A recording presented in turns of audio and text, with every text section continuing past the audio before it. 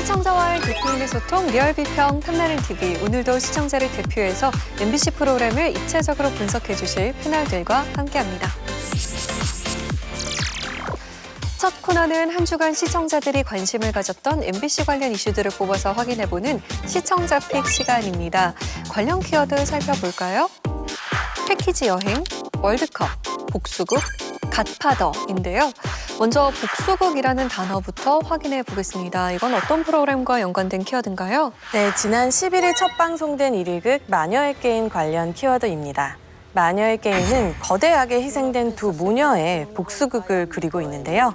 화재 사고로 자식을 잃고 새 삶을 살고 있던 유경에게 어느 날 딸이 살아있다는 편지가 도착하면서 폭풍 전개가 펼쳐집니다. 미소야, 이거 봐봐. 미소야, 이거 생각나? 미소가 준 코스모스 엄마가 곱게 말렸어. 미소 생일 선물 주려고. 민서가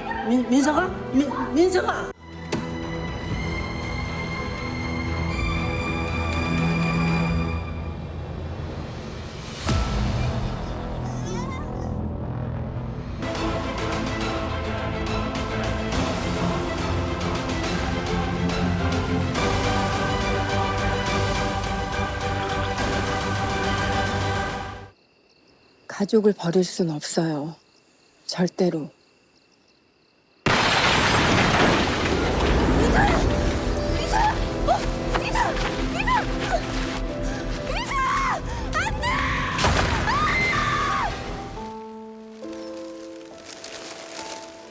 가려거든 아주 멀리 가거라.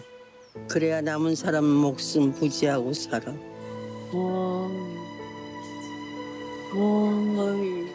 어떻게 나만 두고 미소까지 데려가?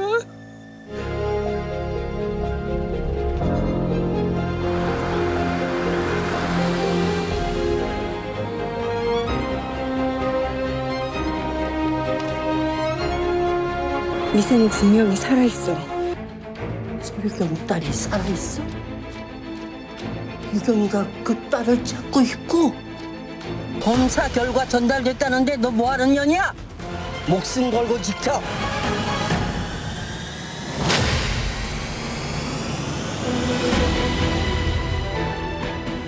무려 19년 만에 MBC 일일 드라마로 돌아온 장서희 배우의 강렬한 연기 확인할 수 있었는데요.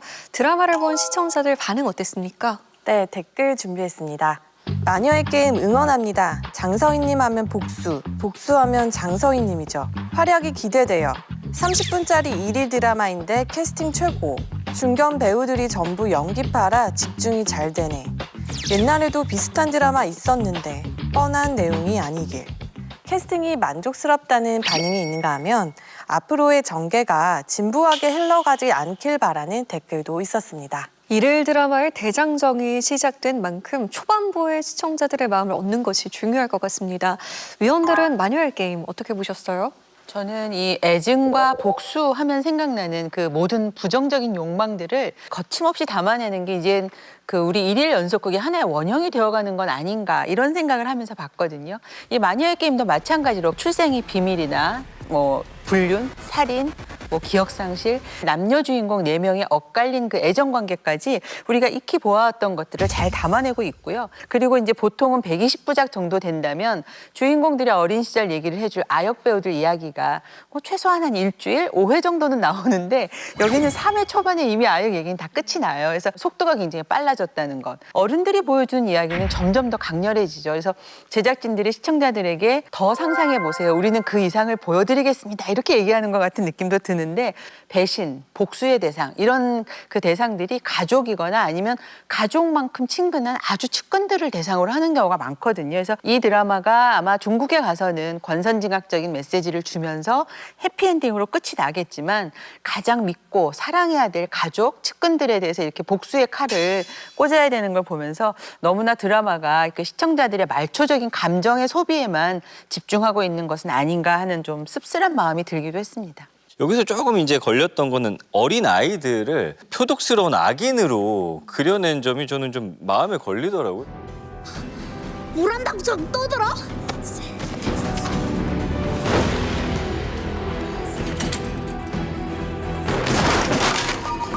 저렇게 어린데 저렇게까지 나빠질 수 있을까 싶을 정도의 그런 모습들이었고 예상 가능하다는 게 저희 어머니도 보면은 오늘은 아마 이렇게 하다 끝날 거야. 본인이 맞춰놓고 되게 뿌듯해 하신단 말이에요. 내가 드라마 작가가 된 것 같아. 아마 그런 전개로 시청층을 유입할 것이고 저도 1회 때는 엄청 욕하면서 보다가 또 이게 말이 돼 하면서 보다 보니까 5회까지 본 거예요. 그래서 이게 이런 맛에 보는 건가 또 싶기도 한 양가적인 감정이 들었습니다. 저는 일단 시작은 기대를 모으기에는 충분했던 조합인 것 같아요. 이도현 작가는 MBC 비밀과 거짓말로 정말 자극적이고 상식을 벗어나는 전개로 인기와 비난을 동시에 받았었거든요. 여기에도 1일극 복수극의 어떤 원조격이라고 할 수 있는 장서희 씨까지 합류해서 잘 나왔네요, 사진.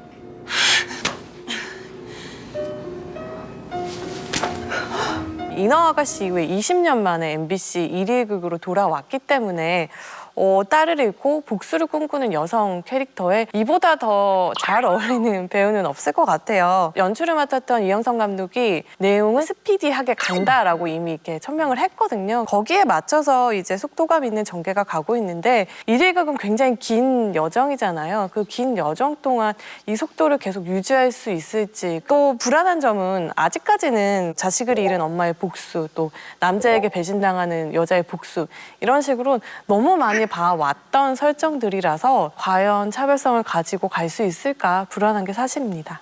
통속극 특유의 진부한 전개를 벗어날 수 있을지에 대한 우려의 목소리 전해주셨는데요. 앞으로 많은 회차가 남아있는 만큼 보다 차별화된 일일 드라마로 나아갈 수 있기를 기대합니다. 다음 키워드는 패키지 여행입니다. 공미정 위원이 준비하셨죠? 지난 10일 방송된 안 싸우면 다행이야와 관련된 키워드입니다. 이날은 안정환 촌장의 초대로 김용만, 김성주, 정용돈 씨가 섬을 방문했는데요. 그간 편안한 패키지 여행에 익숙했던 출연진들은 한 끼 식사를 위해 갯바위 해루질에 도전하고 불을 피우는 등 야생의 쓴맛을 경험했습니다.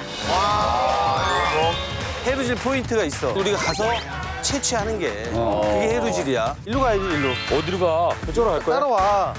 맨날 평평한 길만 걷다가 이런 데 걸으니까 힘들지? 아유, 노래 가사네. 호텔, 뷔페. 조식, 아우, 옆에 맥주까지 딱 있네. 여기선 내 손 내잡. 못 잡으면 못 먹습니다. 진짜. 아니 뻘이 빠져 여기 지금. 아이고, 아이고. 오! 왜? 뭐 잡았어? 넘어지. 뻘이, 밑에가 뻘이어가지고. 이게 힘드네. 이렇게 해서 꾹 해서 뭐라, 그래, 할 줄 안 해. 뭐라도 하나 걸렸으면 좋겠네. 오케이, 거기 포인트 좋은데? 자, 그렇지. 이렇게 해서 이렇게, 그래, 그래서 이렇게 들면은 또 있잖아. 덜 더 많아졌잖아. 야, 사이즈 좋네요. 불부터 붙여.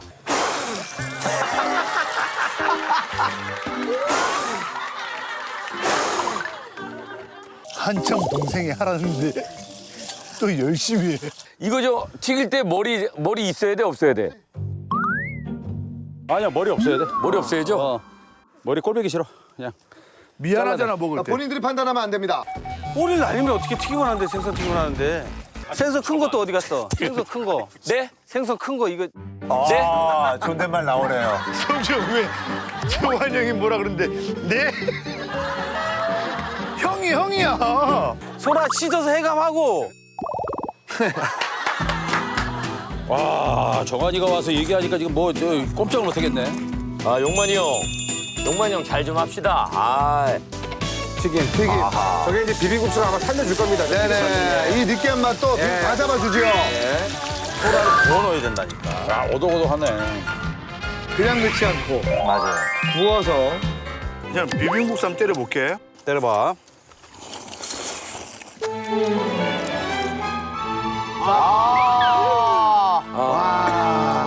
좋아? 아, 맛있지. 너무 맛있겠다. 야. 그 새우의 특유의 향이 있을 거야.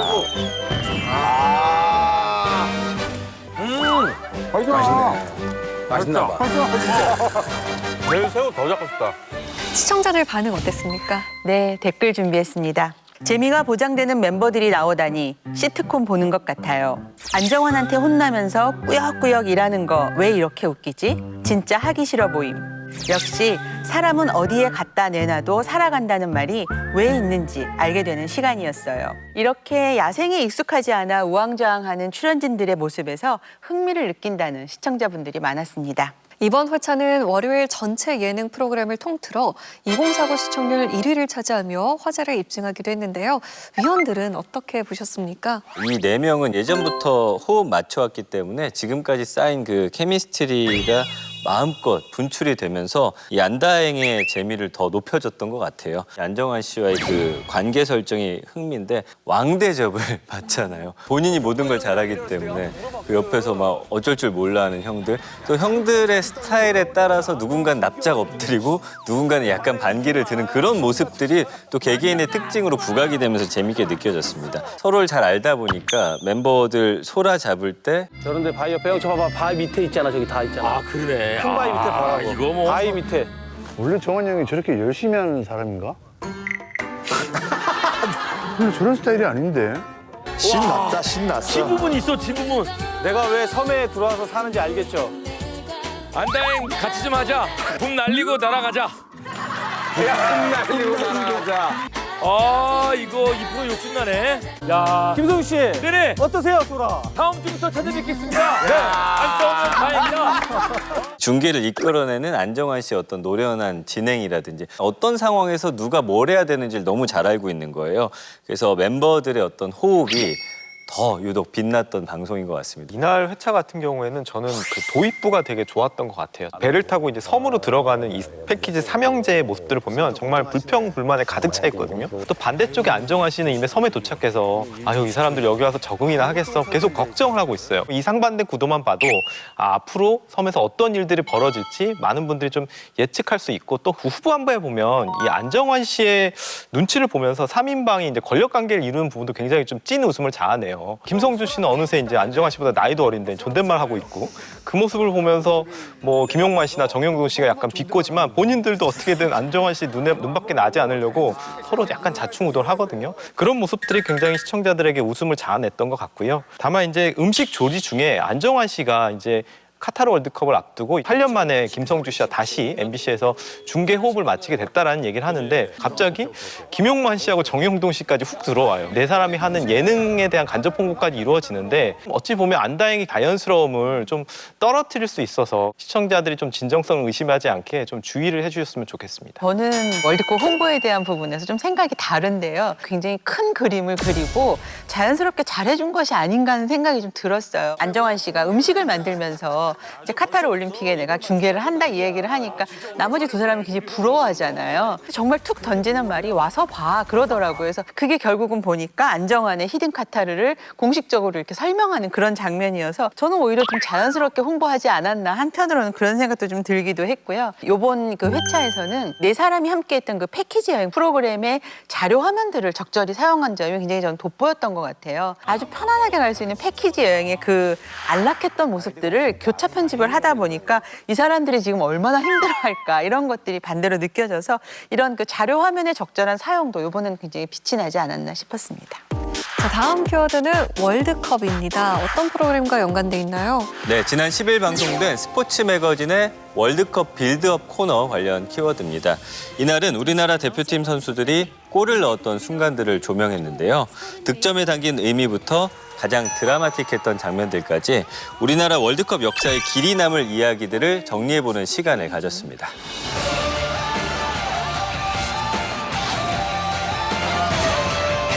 지금부터 대한민국에서 월드컵 골이 가장 많은 세 선수의 발끝을 따라가 보겠습니다.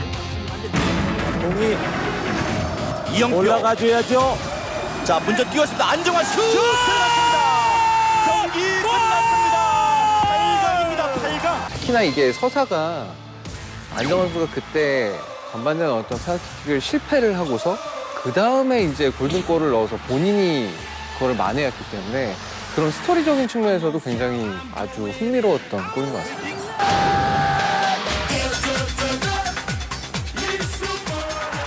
손흥민, 황희 이찬 이전에 한국인이 세계 최고의 무대에서 최고의 활약을 펼칠 수 있다는 것을 증명한 최초의 프리미어리거 지성파. 우리가 대표팀을 기억을 할 때 박지성이 있는 대표팀과 박지성이 없는 대표팀은 완전히 달랐어요. 2002 한일 월드컵 포르투갈전을 시작으로 2006 독일 월드컵 프랑스전, 2010 남아공 월드컵 그리스전까지 세계대회 연속 득점을 달성하며 월드컵 최다 득점자가 된 박지성. 자, 좋아요. 네. 슛! 골! 박지성! 자, 경기 끝났습니다. 개인적으로는 멕시코와의 경기에서 넣었던 골이 중요하다고 생각을 해요. 패배로 끝나가는 상황에서 마지막에 어쨌든 간에 골을 한 골 넣으면서 그 골을 넣으면서 아 그래도 우리가 다시 한번 해볼 수 있겠다.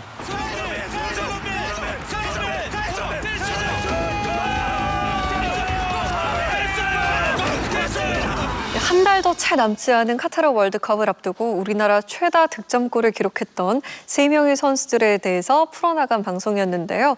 위원들은 월드컵 빌드업 코너 어떻게 보셨습니까?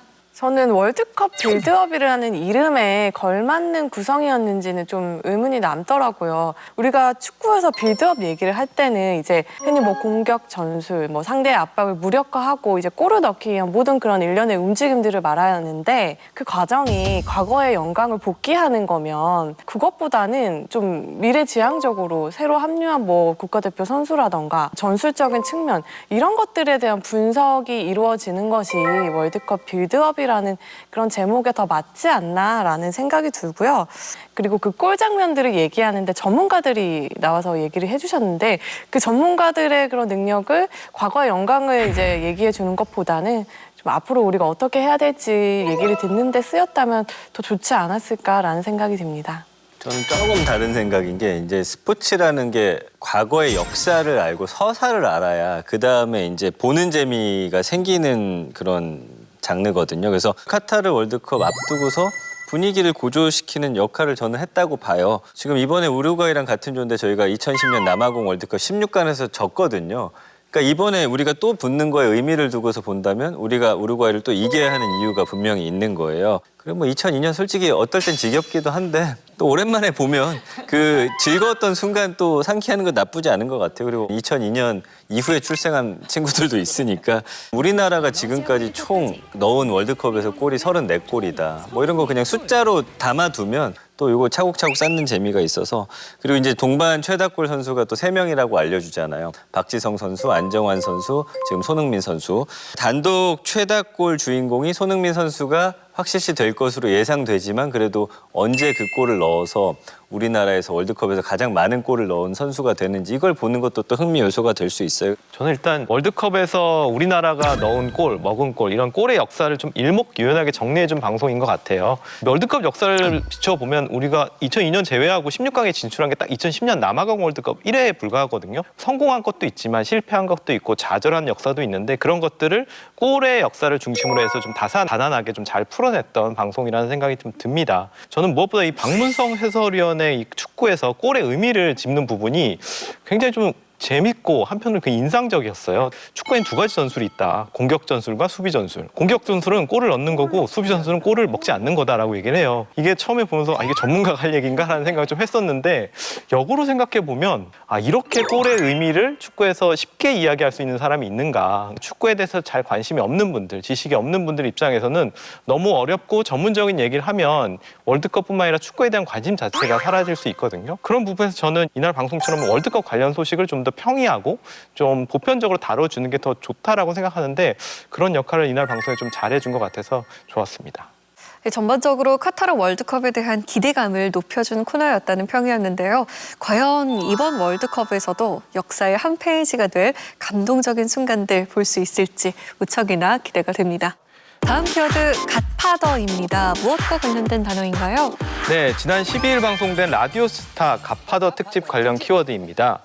이날은 다둥이 아빠부터 이제 막 부모의 세계에 입문한 초보 아빠까지 육아라는 공통 분모로 뭉친 스타들이 출연을 했는데요. 팔불출 입담을 펼치는 한편 훈육의 고충을 털어놓으며 시선을 모았습니다. 처음 목욕시킬 때 많이 칭얼대고 그때 울잖아. 맞아. 근데 보물은 목욕을 엄청 좋아해요. 거기서 싱크로나이즈를 하던가. 아니, 그 정도면 내가 놀라지도 않아. 그룹 회장님 있잖아. 회장님이 사우나 할 때처럼. 진짜라니까? 우리 어우 사우나를 즐기고 계세요. 야 습득력이 좀 빠른 편이거든요. 그래서 그런지 빨라요. 이 대화를 해요. 지금 얼마 됐죠? 아직 안 됐습니다. 아직 안 됐어요. 자, 그래가지고. 근데 어떻게 하냐면은 본인의 의사를 맞습니다, 아빠. 뭐 이렇게는 안 하지만 이거 말도 안 돼. 놀이터 나왔어? 맞아. 재밌어? 응, 재밌어. 어휴, 말도 잘하네. 아버지와 딸은 느끼는 거예요. 그게. 제이스 씨, 우리 아이가 나를 닮았구나라고 느낀 순간이 있었나요? 사실 홍현 씨도 그렇고 저도 그렇고 눈치가 진짜 빠른 편이에요. 근데 아이가 눈치가 진짜 빠른 것 같아요. 벌써? 네. 왜냐면 조리원 캠으로 이렇게 볼 수 있었거든요. 네. 갑자기 딱 하지 눈을 이렇게 뜨는데 그림자가 이렇게 있는 거예요. 이렇게 안아주시나 봐요, 거기 있는 분들. 했더니 자기를 안아달라고 하니까 눈이 정면을 보다가 갑자기 사선으로 탁 틀어서 봉공이 움직이는 거예요. 자기 빨리 안아달라고. 그래서 얘 보통 애가 아니겠구나라는 생각이 드는 건데 이런 분위기가 아니었는데 이럴 때 초조해져요, 제가. 그런 리액션 많이 해줘요. 이거 태어났는데 엄청 놀라시더라고요. 왜요? 시커매. 등뒤가 다 털이 엄청 아까도 이렇게 봤지만 그랬는데 이제는 조금 커서 이제 129일 정도 됐잖아요. 100일 정도 지나니까 좀 깜짝 놀라는 게 딸이란 말이에요. 근데 여기 코 밑이 시커매지고 있어요. 지금. 진짜? 털이 많잖아. 이렇게만 있을 때 봐야 봐. 제가 좀 최민양 씨는 그래도 나이는 어리지만 이제 육아 경험이 있으니까 이게 초보 아빠들한테 알려주고 싶은 육아 팁이 있어요? 동민이 형은 아직 공감 못 하시겠지만 원래 아니 그게 아니라 재울 때 안 온다면서요. 재울 때 안 오니까. 선배니까. 원래는 보통 울어요. 울리면 찡얼대고 막 우는데 불을 다 꺼놓고 빗소리를 조금 살짝 잔잔하게 이제 화이트 노이즈라고 백색소음을 이제 유튜브로 이야기를 만들어서 이제 좀 해주는 편이에요. 이야기 같은 그냥 지어내는 거야? 네, 지어내는 거죠. 이제 불을 이미 꺼져 있는 상태니까 그냥 자자 그러면 애들이 자더라고요. 순하네. 아빠라서 훈육해야 될 때 당연히 무섭게 하지만 안 그럴 때 친구처럼 지내는 게 또 중요하다고 생각해요. 친구 같은 아빠. 이 훈육은 솔직히 이 마음은 굉장히 아파요. 훈육할 때. 근데 그때부터 마음 무너지기 시작하면 훈육을 못 해요. 보여줘봐요. 내가 그렇게 하지 말라고 했잖아. 집에서 그렇게 던지면 안 되고 그렇게 사람 다칠 수도 있고 뭐가 깨질 수도 있고 조심하는 거지 앞으로. 잠깐만요. 근데 아빠가 겁을 너무 많이 먹었는데. 우리 애들 귀엽게 생겼잖아요. 우리 집 얼마나 귀여워요. 이거 지금 연기 너무 힘들어요. 연예계 대표 아빠들의 재치 있는 입담이 정말 폭발했던 방송이었습니다. 시청자들 반응 궁금해요. 네, 댓글 확인해 보면요. 장동민 팔불출 모습도 행복해 보여서 보기 좋다. 보물이랑 행복하세요. 다섯 아빠들의 수다 재밌었습니다. 육아에 푹 빠지신 모습 보기 좋네요. 뭔가 울컥하고 함께 감동이었어요. 멋진 아빠들 파이팅이에요. 다섯 아빠들의 각기 다른 육아 비하인드 스토리를 행복하게 시청했다는 반응이 있었습니다. 이번 방송은 동시간대 가구 시청률과 2049 시청률 모두 1위를 차지하면서 관심을 모으기도 했습니다. 위원들은 어떻게 보셨습니까? 조리원 휴게실에 앉아서 정말 끝도 없이 자기 아이들의 이야기를 나누는 아빠들의 모습을 적나라하게 보는 것 같아서 아주 그 수다꽃이 정말 아름답고 흥미로웠습니다. 샘 해밍턴 같은 경우에는 아빠가 외국 사람이다 보니까 훈육을 할 때 영어로 할 때와 한국말로 할 때의 차이점. 그러니까 영어가 좀 단호하지 않아? 영어로 하면 확실히 더 단호해요. Do it! 뭐 이런 거. Don't do it. I told you not to do that. 비슷한 환경에 있는 가정에서는 공감할 수 있는 부분이었던 것 같고요. 육아일기를 꼼꼼히 써가는 장동민 씨도 대단해 보였고 제이슨 씨도 아기들과 이렇게 피부 접촉을 할 때 아기들이 아파할까 봐 제모를 하시더라고요. 그래서 요즘 아빠들 정말 육아에 진심이고 그 열정도 대단하구나 이런 생각이 들어서 이분들이 나누는 이야기 모두가 굉장히 공감할 수도 있었고 또 굉장히 중요한 정보들도 갖고 있었다는 생각이 들고요. 또 하나는 이제 라스의 이 진행자 군단들 어김없이 토크를 아주 재미있게 살려주셨는데 그랬는데요. 제이슨 씨 같은 경우에는 아기의 땀 냄새가 난 너무 좋다 그러니까 중학생 되면은 어떻게 돼요? 왜? 전혀 다른 냄새로 경험이 있었던 사람들로서 그 육아에 대한 이야기를 흥미롭게 나눴던 것들이 시청자로 하여금 흐뭇한 미소를 짓게 했던 시간이 아니었나 싶습니다. 메인 예능 프로그램 방송 시간에 아빠들이 육아 얘기를 한다는 게 많은 점을 시사했던 것 같아요. 육아가 일단 엄마만의 일이 아니라 아빠들도 이렇게 열심히 하는 일이라는 것을 보여줬다라는 점에서 긍정적이었고요. 저도 이 아빠들이 자식 자랑하는 거를 굉장히 재밌으면서도 흐뭇하게 봤던 것 같아요. 특히 장동민 씨 같은 경우에는 본인이 평소 가지고 있는 이 예능인으로서 굉장히 독설적인 말을 많이 하는데 딸이 이제 100일 남짓 됐는데 아빠 걱정해서 안 온다. 되게 효녀고 나를 하는 거야. 저 사람이 저런 말을 하다니라는 거기 그 낙차에서 좀 재미를 느꼈고요. 또 최민아 씨 같은 경우에는 뭐 아이들 손톱 깎아줄 때 무서워할까 봐 자기가 먼저 이렇게 시범을 보인다던가 재울 때도 아이들이 좋아하는 뭐 장난감이나 음식 얘기로 이렇게 수면을 유도하는 걸 보면 육아를 남의 일이 아닌 자신의 일로 이제 여기고 있는 아빠들이 등장해서 얘기를 했다라는 것만으로도 저는 높은 점수를 주고 싶습니다. 과거에는 이제 자식 자랑하면 팔불출이라고 해서 약간 부정적으로 보긴 했지만 이제는 좀 많이 바뀐 것 같아요. 오히려 적극적으로 자기 아이들을 자랑하는 게 또 변화한 시대의 문화상 아닌가라는 생각도 좀 해봅니다. 그리고 진지한 얘기를 하지만 그 안에서 서로 공격하고 방어하는 그를 통해서 웃음을 자아내는 그런 부분들도 가지고 있어서 저는 좋았던 것 같고요. 가령 초보 아빠인 제이슨 씨와 장동민 씨가 서로 약간 육아가 너의 어떤 그 예능 출연이나 뭐 다른 홍보 수단 아니냐 이러면서 서로 진정성을 막 공격하는데 치고받는 토크의 과정들이 보면서 좀 재밌게 흥미로운 웃음을 자아냈던 것 같습니다. 아이에 대한 사랑이 느껴지는 아빠들의 육아 에피소드가 흐뭇했다는 의견과 함께 예능적 재미 또한 놓치지 않았다는 긍정적인 평 남겨주셨는데요.